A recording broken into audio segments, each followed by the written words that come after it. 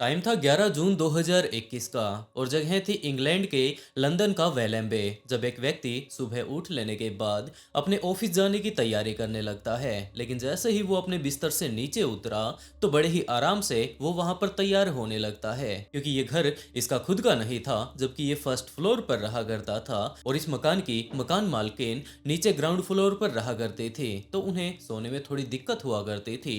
तो इस आदमी को सारी ही चीजें काफी अच्छे से पता थी, तो वो उनकी नींद खराब नहीं करना चाहता था और बड़े ही आराम से वो वहां पर तैयार होने लग जाता है। ये बंदा काफी ज्यादा अच्छे से जानता था कि इस मकान की मालकिन कितनी ज्यादा अच्छी है, क्योंकि ये व्यक्ति एक टाइम ऐसा था जब सड़कों पर बेघर घूमा करता था, इसके पास रहने के लिए जगह नहीं थी, खाने के लिए खाना नहीं था। तो उस टाइम 67 साल की डेबरा चोंग इससे मिलती है। उसने जब इसके ऐसे हालातों को देखा तो उसे इनवाइट किया कि भाई, इस तरीके से तू यहाँ पर सड़कों पर घूमता रहता है, तेरे पास रहने के लिए घर नहीं है, बाहर बहुत ज्यादा ठंड हो जाती है, तो तू ऐसा कर, मेरे साथ आकर रहने लग जा। वो बिल्कुल अकेली रहती है और वो अगर उसके साथ आकर रहेगा तो इसमें उसे कोई दिक्कत नहीं है। और उसके बाद तो इस व्यक्ति को जॉब मिल जाती है, इसके पास थोड़े बहुत पैसे आ जाते हैं। डेबरा चोंग ने आज तक इसे अपने घर में रखा था, इसे खाना दिया था, लेकिन बदले में इससे कभी भी रेंट नहीं लिया था। और जब इस व्यक्ति को जॉब मिल चुकी थी तो ये बहुत ज्यादा खुश हो जाता है और उसके बाद अपने घर का रेंट देने के लिए, क्योंकि अब तो ये कम से कम कमाने लगा है, वो डेबरा के पास जा पहुंचता है। उसने सारा का सारा पुराना हिसाब और जो अब वो यहाँ पर रहता है वो सारे के सारे पैसे जाकर डेबरा को दे दिए, लेकिन डेबरा इस बात के लिए मना कर देती है कि वो इस घर में बिल्कुल अकेली रहती है। लेकिन डेबरा ऐसी नहीं थी कि किसी भी वीरान व्यक्ति को जो कि सड़कों पर घूमता हो उसे अपने घर पर ले आती, तो वो स्पेशली तौर पर सिर्फ और सिर्फ उसे ही लेकर आई, जिसके लिए वो उसका बहुत ज्यादा शुक्रगुजार था और अब उसे पैसे देने के लिए जा रहा था। लेकिन जैसे ही वो डेबरा को पैसे देने लगता है तो डेबरा ने मना कर दिया कि मुझे पता है कि तुम्हें पैसे की बहुत ज्यादा जरूरत है, ये काफी ज्यादा अच्छी बात है कि तुम्हें जॉब मिल चुकी है, लेकिन अब इस सारे ही पैसे को तुम अपने तरीके से यूज कर लो। और जैसा कि आज तक हम लोग एक साथ बड़े ही आराम से रहते आए हैं, हम लोग आगे भी रहते रहेंगे। और यही सारी बातें इस टाइम इस व्यक्ति के साथ बीत रही थी। लेकिन पिछले कुछ एक दिनों से डेबरा की तबीयत इस टाइम थोड़ी खराब चल रही थी और उसे रात को अच्छे से नींद नहीं आया करती थी। तो ये व्यक्ति काफी अच्छे से जानता था कि उसने मेरी बुरे टाइम में कितनी ज्यादा मदद की है, आज भी वो मेरी मदद कर रही है। अपने घर में रखने के वो उसे किराए तक नहीं लेती, तो वो खुद भी अपनी तरफ से वो जो कुछ भी डेबरा के लिए कर पाता वो सारी की सारी चीजें किया करता था। और यही कारण था कि आज सुबह जब वो ऑफिस के लिए तैयार हो रहा था तो उसे पता था कि रात को डेबरा काफी ज्यादा लेट सोई होगी और उसके बाद बिना आवाज किए वो आराम से सबसे पहले तो अपने ऑफिस के लिए तैयार होता है और उसके बाद आराम से दरवाजा खोलकर वहां से अपने ऑफिस के लिए निकल पड़ता है। और उसके बाद तो शाम को वो वापस लौट आता है। लेकिन जैसे ही वो वापस लौट कर आता है तो उसने कुछ एक अजीब चीजों को वहां पर नोटिस किया। उसने ये चीज देखी कि इस टाइम डेबरा घर के अंदर नहीं है, पता नहीं वो कहां पर चली गई होगी। यही बात सोचते सोचते वो घर के अंदर जाता है, लेकिन वहां पर डेबरा इस टाइम मौजूद नहीं थी। उसने डेबरा को सारी ही जगहों पर आवाजें लगा ली थी। उसके बाद यही बात सोची कि हो सकता है वो चर्च चली गई होंगी या फिर चर्च में जितनी भी उससे और औरतें मिलती हैं, उनकी दोस्त हैं, उनसे मिलने के लिए वो गई होगी। तो वो उसके पास कॉल करने लग जाता है, लेकिन इस टाइम डेबरा का मोबाइल घर के अंदर ही बज रहा था। तो वो घर के अंदर जाकर जब उसके मोबाइल को देखता है तो उसे ये बात पता चलती है कि डेबरा के मोबाइल के जस्ट थोड़ा ही पास एक चश्मा भी रखा हुआ है। और ये चीज बहुत ज्यादा हैरान कर देने वाली थी कि डेबरा अगर कहीं पर भी जाती है तो अपना चश्मा वो हमेशा ही अपने साथ रखती है। लेकिन आज तो डेबरा यहाँ से जा चुकी है, उसका चश्मा यहीं पर है, फोन यहीं पर है, तो ऐसा कैसे हो सकता है कि उसने अपने साथ अपना कोई भी सामान नहीं लिया और वो यहाँ से चली गई। तो उसने जितनी भी डेबरा की जान पहचान की उसकी दोस्त थी, जो भी उसके साथ चर्च में मिला करती थी, एक एक कर उनके पास कॉल करना शुरू कर दिया। लेकिन उसकी सारी की सारी दोस्त इस बात से मना कर देती है कि डेबरा उनके साथ नहीं है। और आज वो सुबह तो उनसे मिली थी, लेकिन अब उन्हें कोई अंदाजा नहीं कि डेबरा कहाँ पर गई होगी। और इसी बात को लेकर जो डेबरा के साथ इनका किराएदार रहा करता था, जिसकी डेबरा ने मदद की थी, वो थोड़ा परेशान होने लग लगता है कि वो इस तरीके की महिला नहीं है कि कहीं पर भी मुंह उठाकर चली जाए। डेबरा या तो चर्च जाती है या फिर उसकी जो सिलेक्टेड दोस्त हैं उनके पास ही वो जाया करती थी, लेकिन अब वो ना तो घर पर हैं ना चर्च में हैं और उन दोस्तों के साथ भी नहीं है। और सबसे बड़ी बात, वो अपना चश्मा और मोबाइल घर पर ही छोड़कर जा चुकी हैं। तो जरूर हो सकता है वो किसी न किसी परेशानी में हो, जिसके चलते उस व्यक्ति ने पुलिस के पास कॉल कर दिया। पुलिस ऑफिसर्स जल्द से जल्द इनके घर पर आ पहुंचते हैं और वहां पर आने के बाद इनके पूरे के पूरे घर को छान मारते हैं कि अगर उनका चश्मा यहीं पर है, फोन यहीं पर है, उनके दोस्तों के पास वो नहीं गई, तो जरूर वो कहीं ना कहीं घर में ही हो सकता है किसी न किसी सरकारी जगह में फंस गई होंगी और उससे वो बाहर नहीं निकल पा रही होंगी। हो सकता है वो वहीं पर रहकर बेहोश हो गई हो। तो उन लोगों ने पूरे के पूरे घर को काफी ज्यादा अच्छे से चेक कर लिया था, लेकिन अभी तक पुलिस के सामने कुछ भी नहीं आया। और उसके बाद वो लोग डेबरा के उसी किराएदार के ऊपर ही शक करने लगते हैं कि हो सकता है इस बंदे ने उसे गायब कर दिया हो। जैसा कि ये बात कही जाती है कि डेबरा की फैमिली में यहाँ पर उनके साथ कोई भी नहीं रहता, तो हो सकता है उसने इसे चोरी करते हुए पकड़ लिया होगा और उसके बाद इसे ठिकाने लगा दिया होगा। लेकिन ऐसा कुछ भी पुख्ता सबूत पुलिस के सामने नहीं था, जिसके चलते पुलिस अब इस केस के ऊपर और ज्यादा इन्वेस्टिगेशन करने लगती है। और लगभग पुलिस ऑफिसर्स 1 महीने तक इस केस के ऊपर इन्वेस्टिगेशन करते हैं और उसके बाद बिल्कुल साफ साफ पुलिस ऑफिसर्स को पता चल जाता है कि आखिरी टाइम में डेबरा कहां पर चली गई थी और उसके गायब होने के पीछे किसका हाथ था। और ये पूरी ही कहानी शुरू होती है 2020 से, जब कोरोना का टाइम था और सारे के सारे लोग अपने अपने घरों में बंद हो चुके थे। और इस टाइम भी डेबरा का वो किराएदार इसी के साथ रहा करता था और उसका ये कहना था, पुलिस इन्वेस्टिगेशन जब हो रही थी तो पुलिस ने सारी की सारी चीजों के बारे में पूछा और उस व्यक्ति ने भी सारी की सारी चीजें डिटेल से पुलिस ऑफिसर्स को बता दी थी। उसने ये बात बताई कि जैसे ही कोरोना का टाइम शुरू होता है तो उस टाइम डेबरा कोरोना को लेकर बहुत ज्यादा सीरियस थी और वो इससे रिलेटेड सारी की सारी वीडियो देखती रहा करती थी कि कोरोना अब कितना फैल चुका है, इससे मरने वाले लोगों की संख्या अब कितनी हो चुकी है और किन किन लक्षणों के कारण कोरोना और ज्यादा फैलता है। तो उसे पता चल चुका था कि उसे कम से कम लोगों से मिलना है, जितना हो सके घर के अंदर ही रहना है। लेकिन जो उसका वो किराएदार था वो अपने काम के चलते कभी कभार तो ऑनलाइन ही घर पर बैठकर काम कर लिया करता था और कभी कभार उसे बाहर जाना पड़ा करता था। और इसी टाइम एक दिन ऐसा भी आया जब जैसे ही वो डेबरा के रूम में पहुंचता है तो उसने देखा कि डेबरा इस टाइम कुछ लिखा पढ़ी कर रही है। उसने डेबरा से पूछा कि आज आप कॉपी किताब कैसे उठाए बैठी हैं। तो डेबरा ने बताया कि काफी सारे लोग ऐसे मौजूद हैं जो कि कोरोना से रिलेटेड काफी सारी फेक न्यूज सोशल मीडिया पर डालते रहते हैं और वो जैसे ही वो वीडियो देखती है तो और ज्यादा घबरा जाती है और अब उसे याद करने में काफी ज्यादा दिक्कत हो रही है, क्योंकि वो पूरा का पूरा दिन इसी तरीके की वीडियो देखती रहा करती थी। वो बहुत ज्यादा घबरा चुकी थी और उसके दिमाग में तरह तरह की बातें आती रहा करती थी और ज्यादा स्ट्रेस में रहने के कारण उसे कुछ भी याद नहीं रहा करता था। तो एक एक कर एक एक न्यूज के बारे में लिख रही है कि ये फेक न्यूज है, ये सही न्यूज है। हो सकता है अगले ही दिन वो दोबारा से कोई ना कोई न्यूज देखे, क्योंकि अब वो काफी ज्यादा बूढ़ी हो चुकी थी। घर से बाहर जाकर वो काम नहीं किया करती थी, जितनी भी अब उसके पास प्रॉपर्टी थी, क्योंकि उसके पास काफी सारे पैसे थे तो वो घर पर ही रहकर अपना टाइम पास किया करती थी। और अब जैसे कि वो चर्च में जाकर अपनी दोस्तों से मिला करती थी तो कोरोना होने के कारण वो चर्च में भी नहीं जा पाया करती थी। तो अपना टाइम पास करने के लिए वो फोन पर ही न्यूज देखती रहती या फिर और एंटरटेनमेंट की चीजें देखती रहा करती थी। और इसी टाइम वो काफी सारी फेक न्यूज का शिकार हो रही थी, जिसके चलते अब वो एक एक चीज को लिख रही थी कि ये चीज झूठ है, ये सच है, मुझे इसके ऊपर विश्वास करना है। तो उसका वो किराएदार अब पूरे तरीके से समझ चुका था कि डेबरा इस टाइम कर क्या रही है और उसके बाद वो वापस वहां से चला जाता है।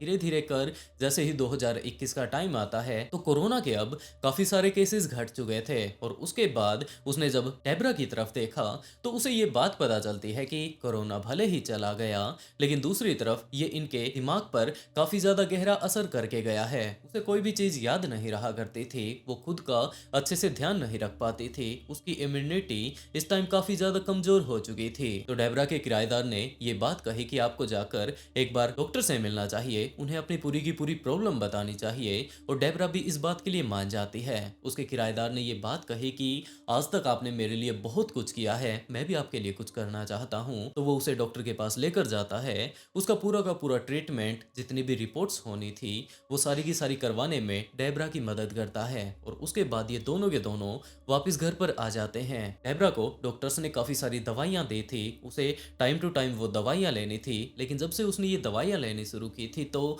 उसका ये कहना था कि उसे पूरा ही दिन नींद आती रहती है, वो रात को पूरी ही रात सोती है, लेकिन जैसे ही सुबह होती है तो उसके बाद भी उसके अंदर आलकस यूं का यूं बना रहता है और दूसरी तरफ वो अपने घर का भी काम अच्छे से नहीं कर पाती। तो उसके किराएदार ने यही बात कही कि आपको अपने साथ एक ऐसे व्यक्ति को रखना चाहिए जो कि आपकी अच्छे से केयर करे और जो कुछ भी आपको जरूरत हो उन सारी ही चीजों की सुविधा आपको उपलब्ध करवा दे। डेबरा भी इस बात के लिए मान जाती है और बहुत जल्द वो एक ऐसे एजेंसी के पास पहुंच जाती है जहां पर कि बूढ़े लोगों की मदद के लिए वो एजेंसी काफी सारे मेंबर्स को हायर करती रहा करती थी। तो उस एजेंसी ने ये बात कही कि इस टाइम हम लोगों के पास कोई भी ऐसा व्यक्ति नहीं है, लगभग 10 से 15 दिन का टाइम लग जाएगा और उसके बाद हम आपको ऐसा व्यक्ति प्रोवाइड करवा देंगे जो कि आपकी काफी ज्यादा अच्छे तरीके से मदद करने वाला है और आपकी काफी अच्छे से वो सेवा करेगा। डेबरा इस बात के लिए मान जाती है। उसने वापस आकर अपने किराएदार को इन सभी चीजों के बारे में बताया और उसका किराएदार कहता है कि आप चिंता बिल्कुल भी मत कीजिए,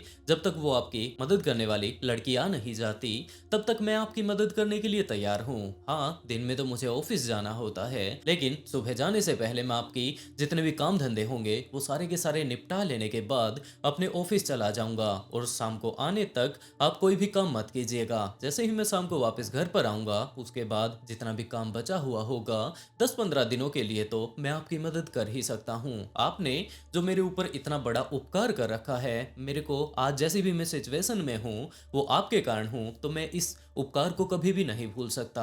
डेबरा भी हंसने लग जाती है और उसके बाद लगभग अगले 5 से 7 दिन बिल्कुल इसी तरीके से बीत जाते हैं। लेकिन डेबरा आज से नहीं, जबकि काफी साल से चर्च में जाती रहा करती थी, वहां पर तरह तरह के लोग उससे मिलते रहा करते थे और बिल्कुल इसी तरीके से 2020 में जब वो चर्च में जाया करती थी तो वहां पर उसकी मुलाकात जेमा मिशेल नाम की एक लड़की से हो जाती है। जेमा भी इस टाइम अपनी जिंदगी को लेकर बहुत ज्यादा परेशान थी। डेबरा की भी उस टाइम तबीयत थोड़ी खराब रहा करती थी, तो ये दोनों वहां पर बैठकर एक दूसरे को अपनी प्रॉब्लम बतानी शुरू कर देते हैं। डेबरा बताती है कि उसके अंदर बहुत ज्यादा कमजोरी है, उससे कोई भी काम अच्छे से नहीं बन पाता और लगातार उसकी तबीयत खराब होती जा रही है। और दूसरी तरफ जेमा ने भी अपने दुखड़े डेबरा को बताने शुरू कर दिए कि इस टाइम वो एक ऐसे घर में रहते हैं जो कि उसके माँ के टाइम का है। वो इस टाइम अपनी माँ के साथ ही रहती है, लेकिन उनका पूरा का पूरा घर इस टाइम टूटा हुआ है। जब भी सर्दी का टाइम आता है तो उनके घर की छत टूटी हुई है, उसके अंदर से काफी सारी ठंडी हवा अंदर आती है और उन दोनों ही माँ बेटियों को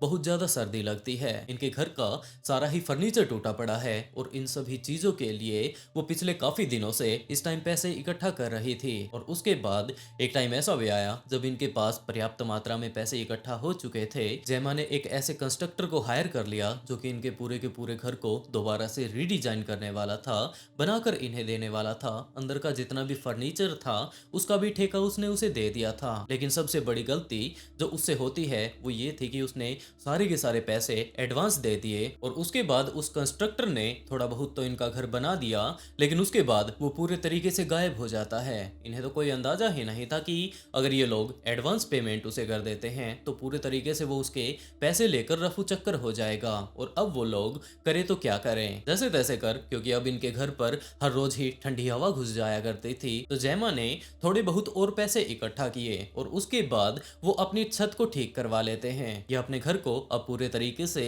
रीडिजाइन नहीं करवा सकते थे क्योंकि जितनी भी इनकी सेविंग थी वो तो इस टाइम एक कंस्ट्रक्टर लेकर भाग चुका था और जैसे तैसे कर अब भी वो दोबारा से पैसे इकट्ठा कर रही है ताकि वो अपने माँ के लिए और खुद के लिए दोबारा से एक घर बना पाए। और इन सारी ही बातों को सुनकर डेब्रा को काफी ज्यादा बुरा लगता है कि ये लड़की और इसकी माँ किस तरीके की इस टाइम परिस्थिति में रहते हैं और उसने ये बात कही कि वो उसकी मदद करने के लिए तैयार है। उसे वो पैसे वापस नहीं चाहिए, बस वो उससे इतनी सी रिक्वेस्ट करती है कि वो जो अब एक नया घर बनाने वाली है, उसके अंदर एक छोटा सा कमरा इस तरीके से बना दिया जाए कि वो पूरे तरीके से भगवान को समर्पित हो। जैसे ही जयमा ने ये बात सुनी तो उसे तो विश्वास ही नहीं होता है कि कोई ना कोई ऐसा बंदा मौजूद है जो कि पूरे तरीके से फ्री में उसका घर बनवाने के लिए तैयार है, क्योंकि डेबरा मुसीबत में पड़े लोगों की मदद करती रहा करती थी, जिसके चलते अब उसने उसकी भी मदद करने के बारे में सोचा। और उसके भी दिमाग में यही बात आ रही थी कि इसके पास काफी सारे पैसे हैं,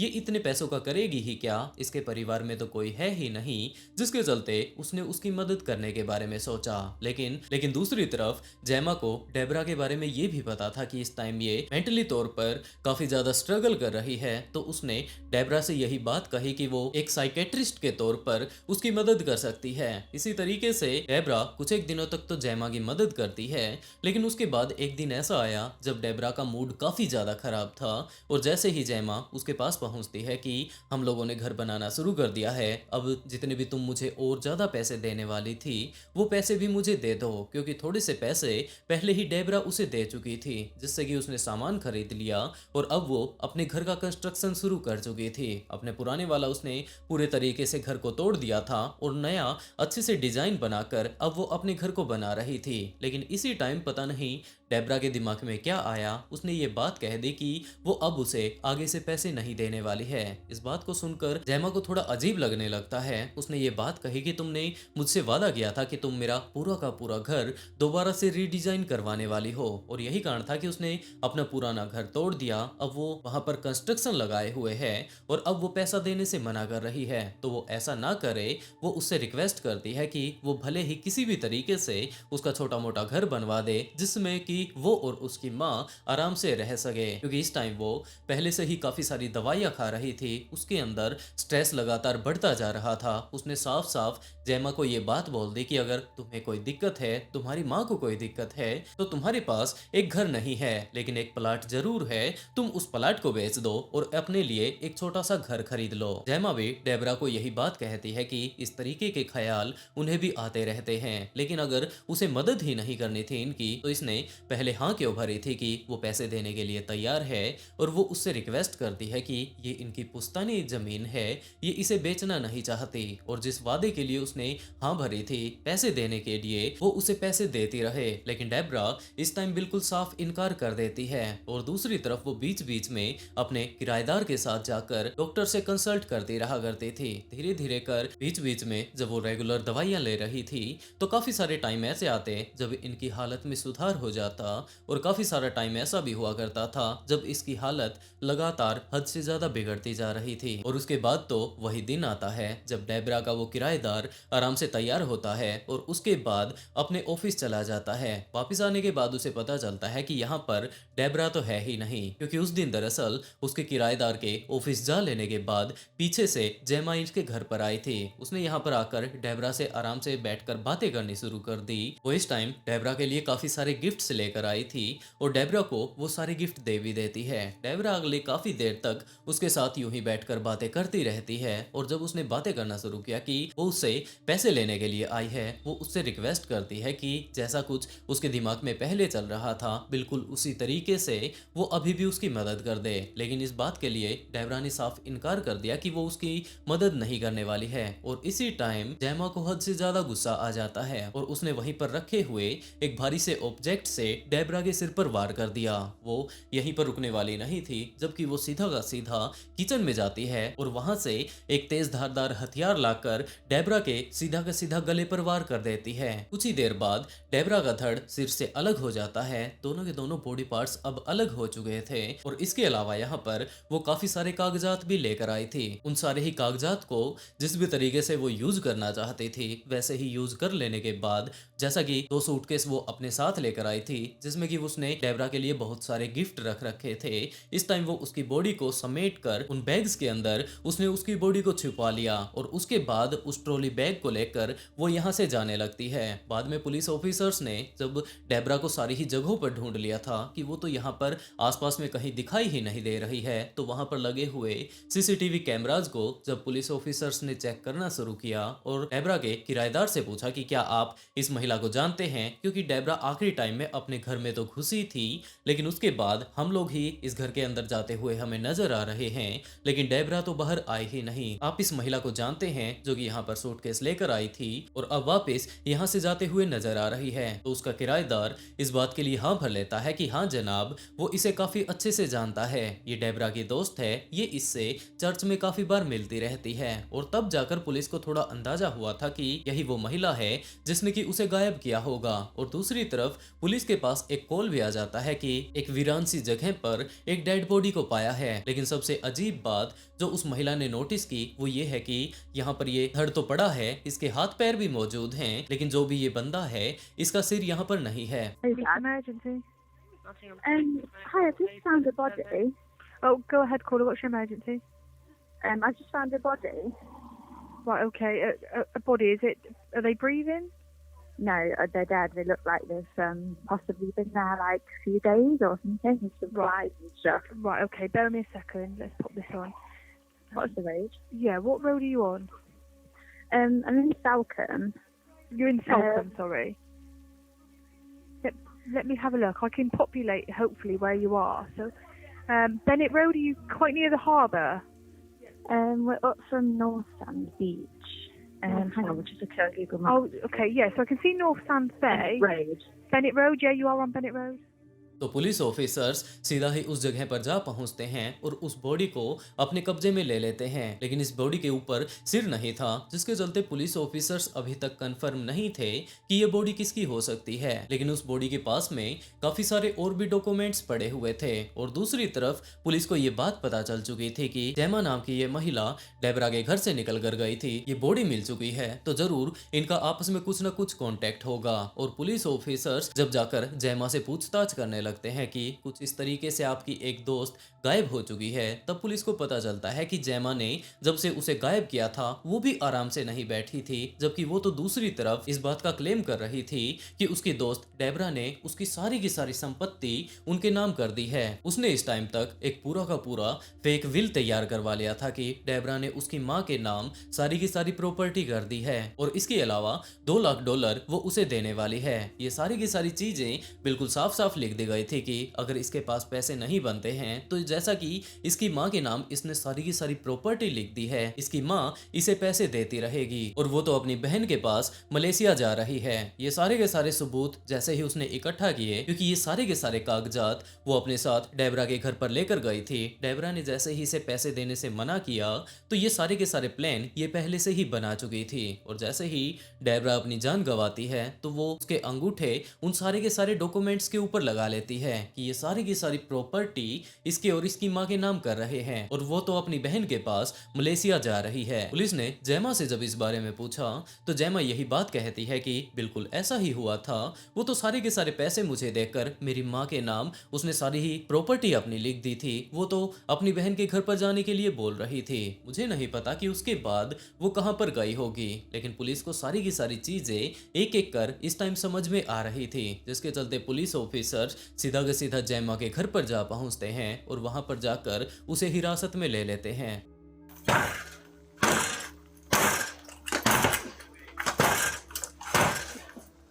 Police! Hello there.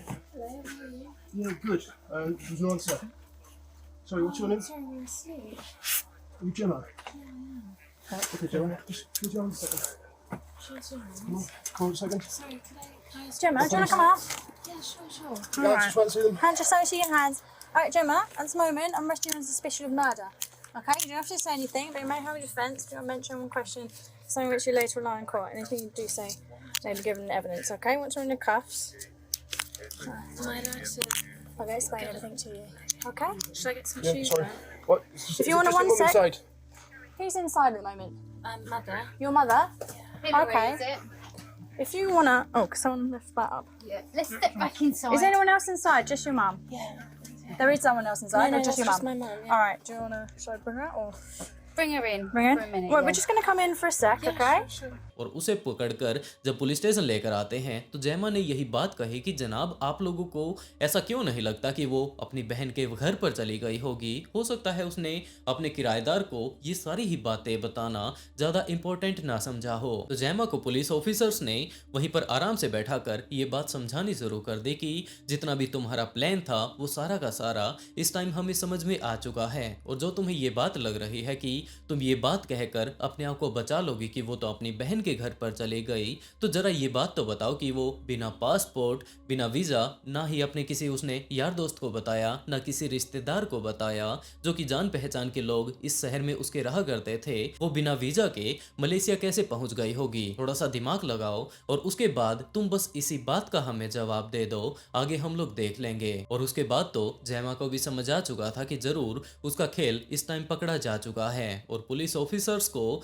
इसकी सारी की सारी चीजें डिटेल से पता चल चुकी है। ने जो कुछ भी ये सारे के सारे फर्जी खेल समझे थे कि वो बाद में जितने भी लोग डेबरा को जानते हैं उन्हें ये बात कह देगी कि वो तो अपनी बहन के घर पर चली गई, लेकिन वो इस तरीके से यहाँ पर पकड़ी जाती है क्योंकि डेबरा ने ना तो अपने किसी दोस्त को, अपने किराएदार को, अपने जान पहचान के लोगों को कहा था कि वो अपनी बहन के घर पर जाएगी, और अगर वो बिना बताए जाती भी है तो उसका पासपोर्ट और वीजा तक यूज नहीं हुए। और ये सारी की सारी बातें साबित होते ही कि इसी ने डेबरा का कत्ल किया है, पुलिस को वो सारी ही चीजें डिटेल से बता देती है कि वो सिर्फ और सिर्फ उससे पैसे लेने के लिए गई थी, वो उसका कत्ल नहीं करना चाहती थी। लेकिन पुलिस ने उसके सामने वो सारे सबूत रख दिए कि आपने कुछ इस तरीके से उसकी पूरी की पूरी विल अपने नाम लिखने की कोशिश की। का मतलब तो यही है कि जब आप आखिरी टाइम में उसके घर पर गई थी तो ये सारी की सारी प्लानिंग पहले से ही आपने कर ली थी। और दूसरी तरफ अब जैमा पुलिस के हाथ लग चुकी थी तो इन्वेस्टिगेशन करते टाइम उससे थोड़ी जब मशक्कत की जाती है तो उसने ये बात भी बता दी कि इसने डेबरा का सिर कहां पर ठिकाने लगाया है, और वहां से डेबरा के सिर को भी बरामद कर लिया जाता है।